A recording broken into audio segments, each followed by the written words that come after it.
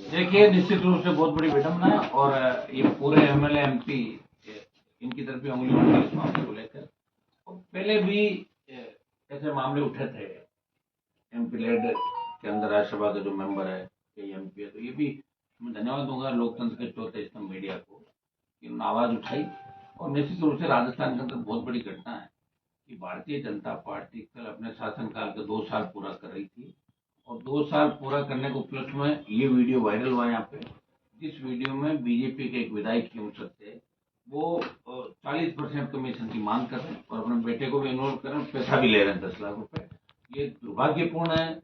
सीधा सीधा संघीय ढांचे पर आ रहे। अगर हम लोग फ्यूचर विधायक के साथ साथ जो हमारी महिला 2 विधायक कांग्रेस पार्टी की अनीता और तीसरी बयाना रूपा से बानावत, रितु बानावत, और इसके अंदर 2 बीजेपी के लोग हैं। रितु बानावत के पति भारतीय जनता पार्टी के बड़े नेता हैं, लंबे समय से वो काम करो, एक तरीके से बीजेपी की विधायक उसको माने। 2 बीजेपी के विधायक और एक कांग्रेस का विधायक, मतलब भ्रष्टाचार के अंदर भी गठबंधन कर लिया दोनों पार्टियों ने कि मिलजुल के राजस्थान को लूटेंगे। 70 साल लूटा है और लूटेंगे, जिसमें दमो करके दिखा। एक तरफ प्रधानमंत्री का नारा मोदी जी का, न खाऊंगा न खाने दूंगा, तो ये इन्होंने ये कह दिया कि हम खाएंगे और जम के खाएंगे, जो होकर लेना। एक तरीके से बड़ी चुनौती। और मैं अभी एक चैनल पे देख रहा था कि रितु बानावत और विधायकों के जो बयान आ रहे हैं, ये कह रहे कि हम कार्रवाई करेंगे, हमारा नाम कैसे लिख दिया, पैसे भी खा जाना और गुर्राना। अब बताओ ये दोहरा मापदंड कैसे चलेगा।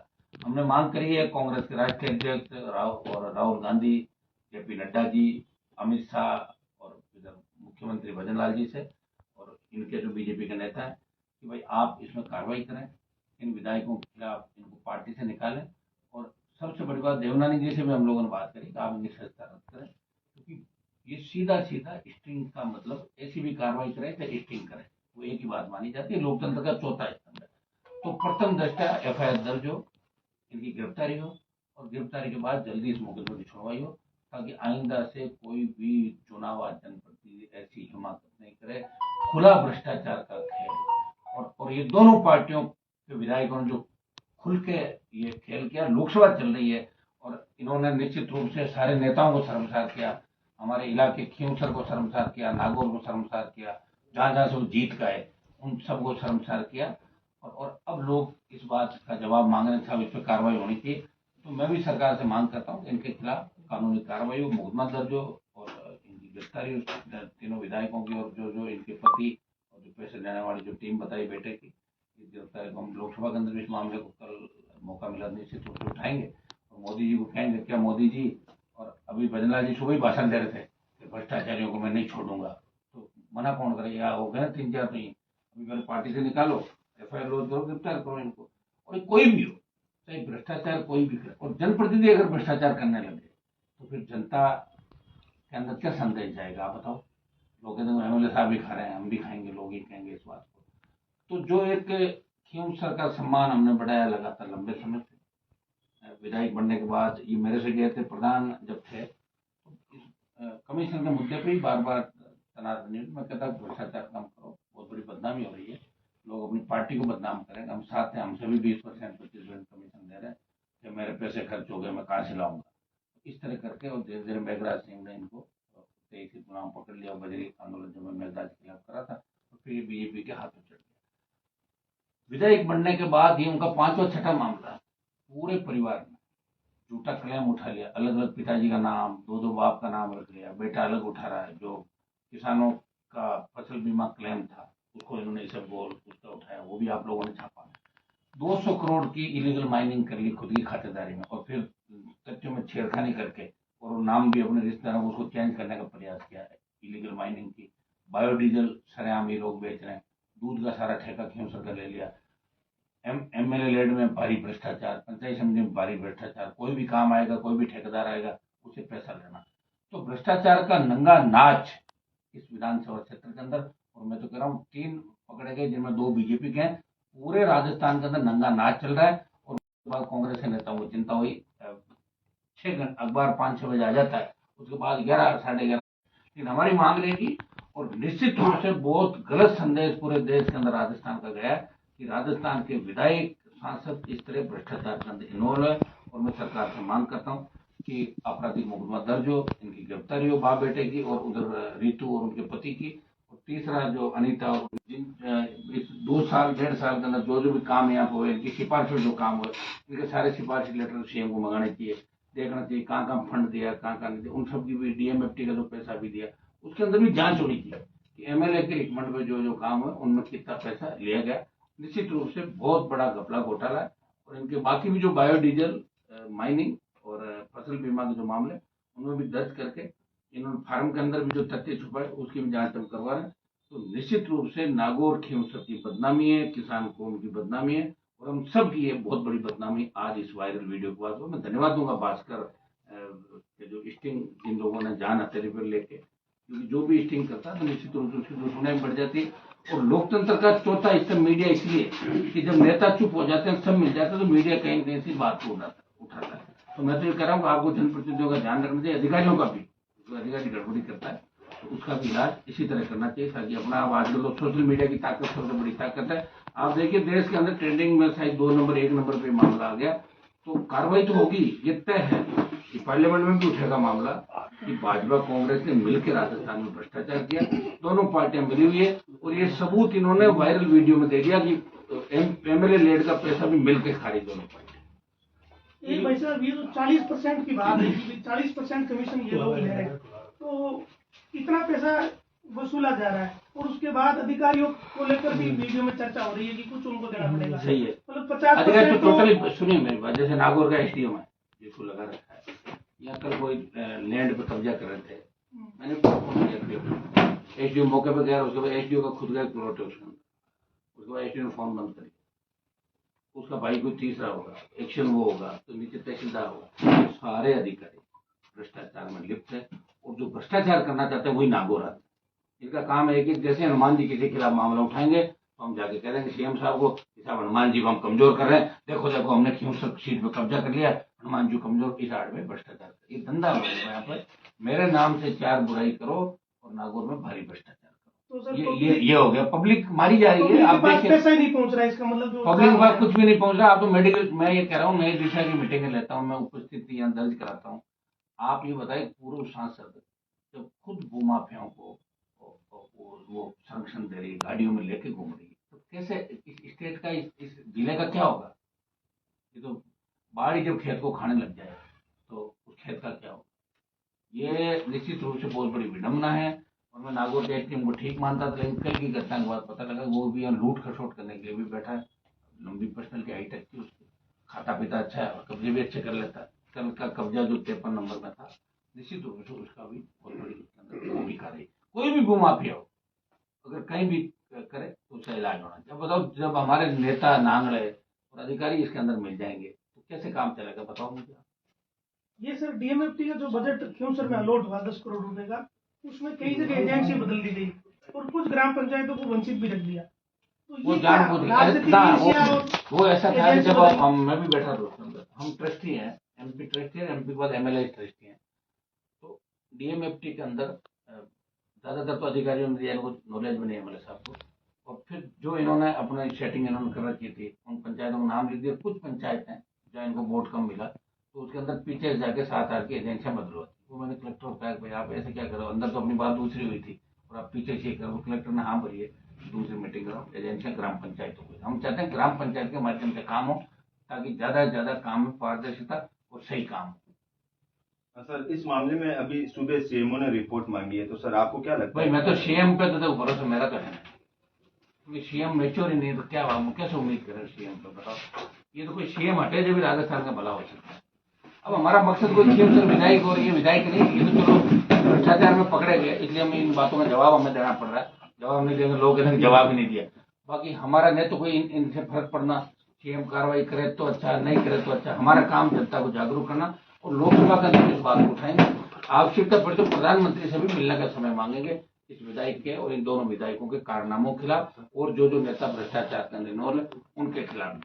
कुछ चीजें बीच में ऐसी भी आई थी कि भाई कहीं जयपुर में कुछ रीले वायरल हो रही है कि मकानों पे निर्माण कार्य हो गए जहाँ पट्टे नहीं मिलते। ये चीजें जो हो रही है, विधायक की भी उसमें डीलों में फोटो आ रहे हैं। कौन सी जगह? ये कोई आरोसी मल्ली के पास जो हाँ वहाँ इन्होंने किया, भाई कार्यालय बना लिया, प्लॉट है, कब्जे हैं, कब्जा क्या हो रहा है? कब्जा कर लिया, कब्जे कर लिए, मौका मिलते ही कब्जा। ये काम ही कर रहा है। तो आजकल 80% नेताओं का काम क्या, व्यापारी हो गए, पॉलिटिकल लोग व्यापारी हो गए। 80% जो नए लोग जीतते हैं उनको पता है 5 साल मौका मिला है, चौका मारो, वापिस आने नहीं, टिकट मिलेगा नहीं, तो इसीलिए भ्रष्टाचार करना पड़ा। पार्टियों को खुद को सोचना होगा, टिकट देना पड़े शपथ पत्र के साथ। और मैं तो मानता हूँ जिस स्टेट में सीएम समझदार नहीं होता उस स्टेट में निश्चित रूप से होगा। अभी तो आप एथेनॉल की फैक्ट्री का आप देखना, लॉ एंड ऑर्डर जगह जगह कैसे बिगड़ेगा। ये बजरी रिया वाला मामला वापिस उठेगा, फिर दूसरे मामले उठेंगे, तो ये मामले उठेंगे तो निश्चित रूप से जनता अंदर से क्रोधित है। कांग्रेस मौन है, बोल नहीं रही है। अब एथेनॉल के मामले के अंदर जब मैंने लोकसभा में उठाया तो 10 कांग्रेस के सांसद वहां बैठे, एक शब्द नहीं बोला। मैंने कहा बोलो, तुम लोग यहाँ बैठो, तुम्हारे एमएलए घायल है। तो कांग्रेस इसलिए नहीं बोल रही थी, कांग्रेस ने एमओयू किया था और बीजेपी के नेताओं की पार्टनरशिप है फैक्ट्री का। तो मिलकर दोनों पार्टियां इस राजस्थान की जनता को लूट रही है और इनको लगता है कि राजस्थान में कोई क्रांति हो नहीं सकती। एक व्यक्ति लड़ रहा है राजस्थान के अंदर, एक नई पार्टी हमारे पास जो बनी थी और वो 2-3 जिलों के अंदर वो भी प्रयास अपना कर रहे हैं। राजस्थान बहुत बड़ा है और बहुत बड़े राजस्थान में आप देख रहे हो हर जगह लड़ना, प्रयास करना। एक सिंगल मेंबर पार्टी जो लड़ाई लड़ी, तो देश के अंदर जब किसान आंदोलन हुआ तो मुझे बलिदान देना पड़ा। तो मुझे लग रहा है कि मेरे बलिदान से अगर राजस्थान जनता को फायदा होगा तो हम सत्ता से बाहर रह के भी राजस्थान के लोगों का भला करें। सत्ता का मोह हमारे को नहीं। सर, जिस हिसाब से राजस्थान में तीसरा मोर्चा तैयार हो रहा है, तो क्या आप यूनुस खान या ओवैसी की पार्टी को साथ लेकर चुनाव लड़ेंगे आगामी टाइम में? अभी देखेंगे हमारे साथ कौन कौन रहेंगे। आप जिनका नाम ले रहे हो वो अभी बीजेपी के ज्यादा नजदीक है एक आदमी, ठीक है। पहला जो नाम आपने दिया वो भी भारतीय जनता पार्टी, वसुंधरा जी के प्रति उनकी आस्था है। तो अब मैं मान लो साथ लेना भी, जो नहीं आए तो मैं क्या कर सकता हूँ। मेरी तरफ से तो विकल्प खुले हैं, आए, क्योंकि मुस्लिम जाट मेघवाल ये कॉम्बिनेशन जो हमने जेएमएम का नारा दिया था, ये जब लोग साथ आएंगे तभी मोर्चा बनकर पार्टी ताकतवर बनेगी। लेकिन अगले कौन कौन लोग आएंगे साथ? तो मेरे किरलाल जी भी थे 18 में, 6 महीने पहले चले गए। साथ आए और साथ दे, तब जाके मोर्चा बनता है। और मोर्चा नहीं बनता, मैं तो ये कह रहा हूँ पार्टी, एक पार्टी ताकतवर होकर उभरे। राष्ट्रीय लोकतांत्रिक पार्टी इस बार बड़ी ताकत के साथ उभरेगी, और क्योंकि राष्ट्रीय लोकतांत्रिक पार्टी का जो प्रभाव है वो 30 से 35 जिलों में है राजस्थान के अंदर। आदिवासी बहुल्य 4-5 जिले ऐसे होंगे जहाँ आदिवासी का प्रभाव आपको मान सकते हो। बाकी हर जगह राष्ट्रीय लोकतांत्रिक पार्टी ने 18-23 के अंदर दस्तक दी, चुनाव लड़ा, मजबूती के साथ खड़ी रही और बड़े आंदोलन, बड़ी रैलियां जो राजस्थान में करी वो राष्ट्रीय लोकतांत्रिक पार्टी ने करी। जब लोग ना उम्मीद हो जाते हैं तो आरएलपी पार्टी ही लोगों को न्याय दिलाती है। चाहे एसआई भर्ती का मामला देख लो, चाहे बजरी आंदोलन देख लो पिछली बार, कि मेघराज सिंह को भी अगर हवा खिलाई और जेल में भेजने का प्रयास किसी ने किया और उसको ये बताया कि लोकतंत्र सबसे बड़ा होता है, पैसे से खरीदा नहीं जाता हर नेता, वो आरएलपी की ताकत नहीं बताया था। अब लोग हमें नहीं समझ पाए, वोट नहीं दिए। अगर हमारे 10-12 विधायक होते तो आज राजस्थान की स्थिति ये थोड़ी होती। इसलिए एक सांपना दूसरा नागना, चोर चोर मोशेरे भाई वो। और भ्रष्टाचार के अंदर भी इन्होंने देखो गठबंधन के साथ भ्रष्टाचार किया और एक साथ वीडियो वायरल हुए। और कमीशन भी इनका लगभग शायद एक 40% ले रहा है, एक दूसरा 30, उसको होगा नहीं वो जितना भी ले रहा है। लेकिन मिलके इन्होंने, तो इसमें भी हम भ्रष्टाचार भी साथ करेंगे, कोई ये नहीं कहते साथ नहीं किया। देखो दरी वाला ये जो लेटर वायरल हुआ कि भाई दरी तो टांग लगी 2500 रुपए के आसपास आ जाती है, तो ये लाखों रुपए इसके लिए बजट जारी हो जाना, तो इसका मतलब इसमें सिस्टम भी मिला हुआ है ना। सरकार का ग्रामीण विकास मंत्रालय, जो स्टेट का ग्रामीण विकास मंत्रालय है, ये उनको भी कार्रवाई करनी चाहिए। डॉक्टर साहब बड़े लंबे लंबे भाषण दे रहे किरोड़ीलाल जी, उनका ही है सारा एमएलए लेड, उनके पास ही था। मेरे तो 5 करोड़ का एमएलए लेड और खा गए। जो मैं जब 23 के अंदर जीता था तो 23 नवंबर से लेके 24 नवंबर तक मैं ही विधायक था यहाँ पे। 24 में नया विधायक बना, फिर मैं एमपी बना। तो मेरा 1 साल का बजट भी सरकार ने इसलिए रोक लिया कि हनुमान जी को हम बजट देंगे तो हो सकता है वापिस एमएलए के चुनाव के अंदर इनको वोट ज्यादा मिले। इसलिए मेरा 5 करोड़ रुपए बजट अटका पड़ा है। अगर वो बजट समय पे खर्च होता तो लोगों के काम आता। वो मेरी रिकमेंडेशन थी 5 करोड़ की, वो सरकार ने अटका दिया। उस पैसे लड़ रहा हूँ मैं लड़ाई उसको, हाईकोर्ट में गया था, हाईकोर्ट ने निर्देश दिलाए, लेकिन सरकार अभी भी पैसा नहीं दे रही। मेरा 5 करोड़ खा के बेटी बदला। ये जो सर एमएलए लेट जारी होता है, इसमें इस तरीके से अगर दुरुपयोग हो रहा है कि 2500 की चीज लाखों रुपए में खरीदी जा रही है, तो इसका कोई तोड़ निकाला जा सकता है क्या? स्थायी समाधान हो कि भाई एक प्रॉपर मॉनिटरिंग कमेटी हो। इसका तो तोड़ ये तो एमएलए लेड खत्म कर दो, ठीक है, और या फिर एमएलए लेड की मॉनिटरिंग और इस तरह एमएलए रेड की जांच के लिए एक अलग एक वो बना है।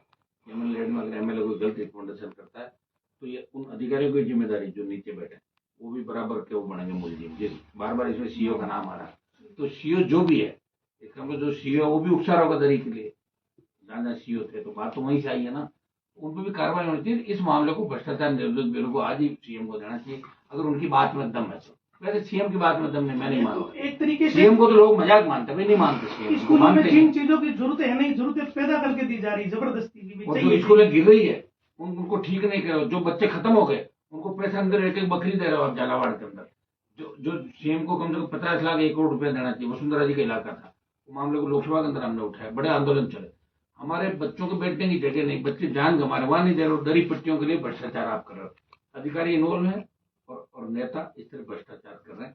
ये तो खुलेआम बात होगी, इसमें ज्यादा मेरे हिसाब से कहने की आवश्यकता नहीं। पूरा देश आज देख रहा है कि राजस्थान को शर्मसार इन 3 लोगों ने किया, और अगर ऐसे 10, 20, 25 का और स्टिंग हो जाए, कुछ बड़े अधिकारियों को हो जाए, कुछ पुलिस अधिकारियों को हो जाए, फिर मामला ये भ्रष्टाचार कैसे होगा? अभी जैसे श्रम विभाग में एक अधिकारी भ्रष्टाचार राजस्थान में भ्रष्टाचार रोकना तो आरएलपी की सरकार बना दो, 1 घंटे में रोक दूंगा भ्रष्टाचार। अब कैसे कर, मैंने आपको जवाब दे दिया, वो तो वही उधर डंडा लेके निकल जाओ और खुद ही करो इलाज, वही रुकता है भ्रष्टाचार।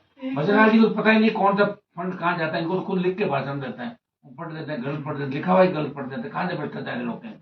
सारे भ्रष्टाचारियों को तो आसपास बिठा दिया इन्होंने, तो रुकेगा कैसे भ्रष्टाचार बताओ? अभी आपने कहा था भाई साहब कि ये लोग इस चीज का फायदा उठा रहे हैं कि भाई हमने आरएलपी को क्यों में हराया और उस हाँ। बेस पे करप्शन कर रहे हैं। जी। तो ये पिछले दिनों जो परिसीमन भी हुए थे उसके बाद बता रहे हैं कि कुछ अंगूर की जमीनों पे भी कब्जे हो गए, खनन भी चल रहा है, ये सब कुछ जो बारीक अवैध खनन जिसमें कांग्रेस नेताओं का भी था, पांचोड़ी कर्नू बेल्ट के अंदर, मानकपुर हिल बेल्ट के अंदर, बड़े नेता कांग्रेस बीजेपी के जो ढंग के नेता वो अवैध माइनिंग करवा रहे हैं। प्रयास हम करेंगे इलीगल माइनिंग को रोकें। यहाँ भी कमीशन जा रहा है क्या? पूरा ही जा रहा है, यहाँ तो हर इलीगल माइनिंग जो हो रही है इस पूरे खियोसर में तांतवा से लेके गोटन तक का बीच का जो इलाका लाइम स्टोन सैंडस्टोन, यहाँ पर माइंस जो अवैध चल रही उसका 20,000 रुपये जाता है, जिसमें 5,000 संबंधित थाना एक माइंस का, 5,000 एसडीएम, 5,000 एमएलए और 5,000 इनका और मिलकर हो जाता है। मतलब 20,000 से 40,000 रुपये पर माइंस का कमीशन है। सैकड़ों की संख्या माइंस हो गई, सैकड़ों लाख करोड़ रुपए कमा रहे हैं। मैंने कहा कलेक्टर को दिशा की मीटिंग में मैंने कहा रोको इसको, कैसे रोकोगे आप बताओ? इलीगल माइनिंग रोकनी चाहिए, गरीब आदमी तो उसमें कुछ कमा नहीं पाता, एक बार पकड़ा जाता है तो उसको, लेकिन बड़े लोग इसके अंदर ढंग से कमाई कर लेते हैं। और जब मैंने कहा ना बाढ़ खेत को खाने लगे, हमने तो आड़ से कभी ये नहीं देखा इधर क्या हो रहा है, कितने बट्टे हैं, कितनी माइन से, चेक भी नहीं की कभी। लेकिन अब ऐसे लोग आ गए जिन्होंने कुछ देखा नहीं जीवन के अंदर, जो लोगों से ही पड़े बड़े, उनको एकदम से मिल गया, एकदम से मिल गया तो अपच हो गई, तो ये तो नुकसान करेगी निश्चित रूप से। ये फ्यूचर के लिए भी घातक है और आने वाले टाइम के लिए भी घातक है। जनता ने जो भूल करी है, जनता पश्चाताप करी, पश्चाताप करो, जनता को कुछ भी नहीं मिला।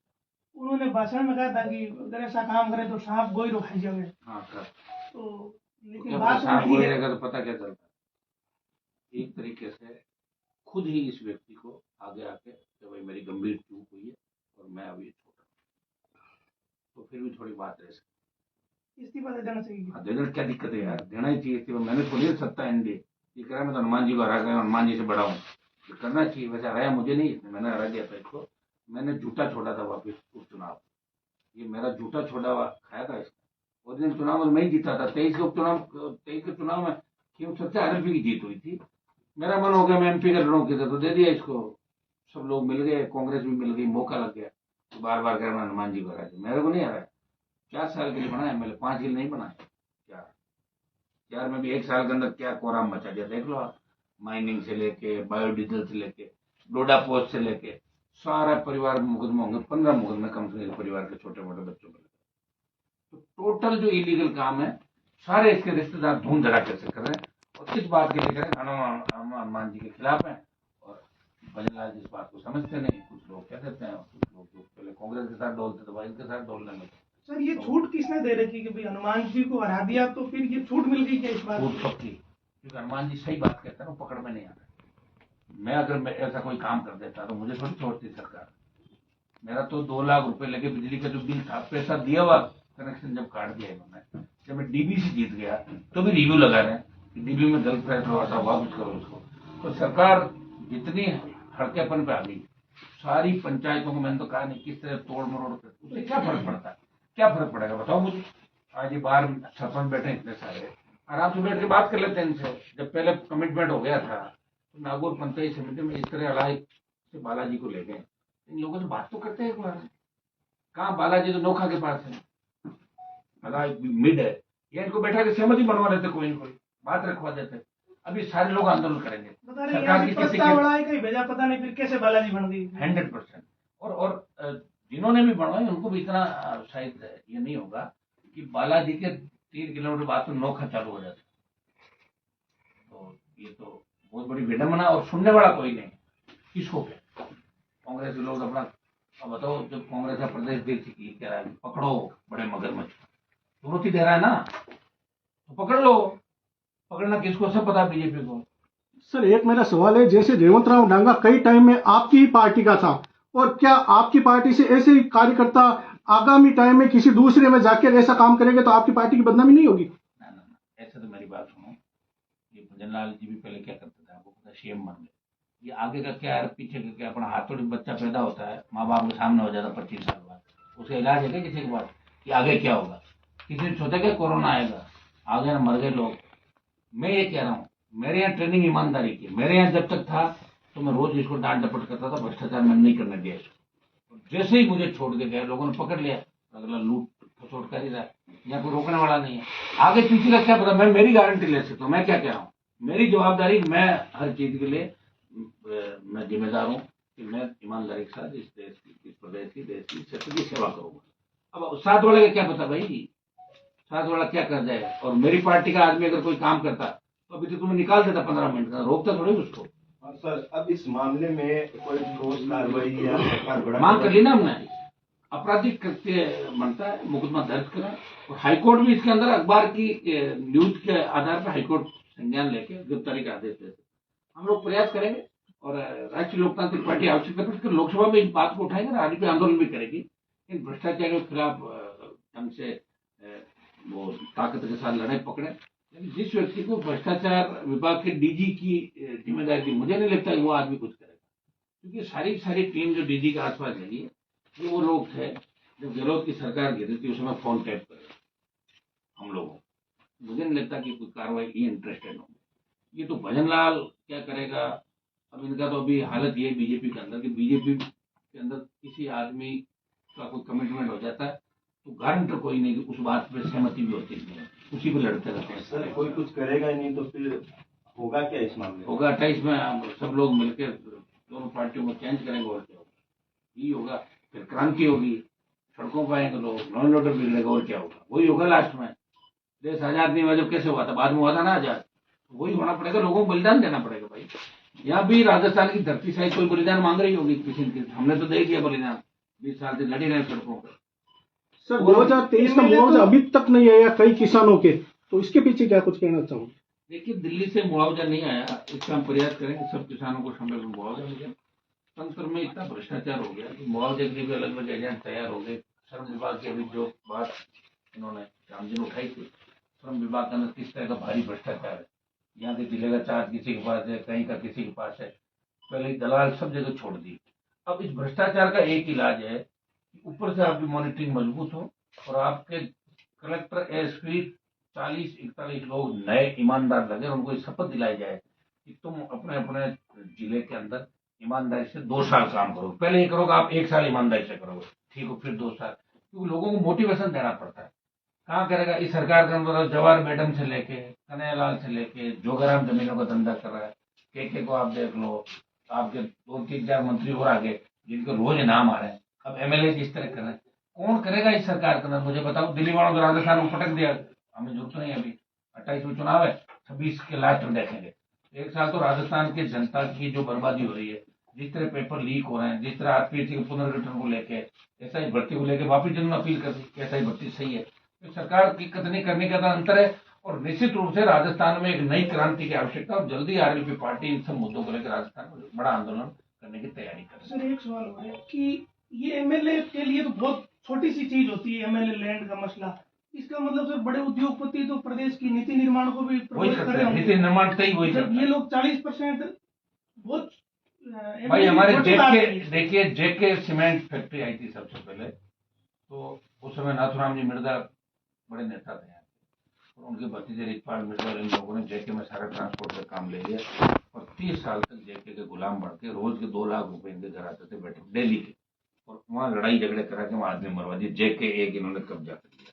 अब अंबुजा आई, मैं लोगों को रोजगार की बात करता हूँ, जल्दी चालू कराने की बात करता हूँ, बड़े मुआवजे की बात करता हूँ, ये वहाँ बैठ जाता है ग्रुप सारा सारा मेरा विरोधी, बैठ के कोई ट्रक लगा लेगा, कोई ट्रांसपोर्ट साइकिल, कोई कैंटीन ले लेगा। आप भी एक यहाँ बीजेपी के पुराने नेता जो आपके गांव के थे, उन्होंने कैंटीन ले ली वहां पर अंबुजा के अंदर। औकात नहीं ना लोगों की, देखावा नहीं लोगों का, लड़ नहीं सकते। भगत सिंह तो बना लेकिन पड़ोसी घर में बना, हमारे घर में नहीं, शहीद हो जाएगा। ये आपका आ गया इधर।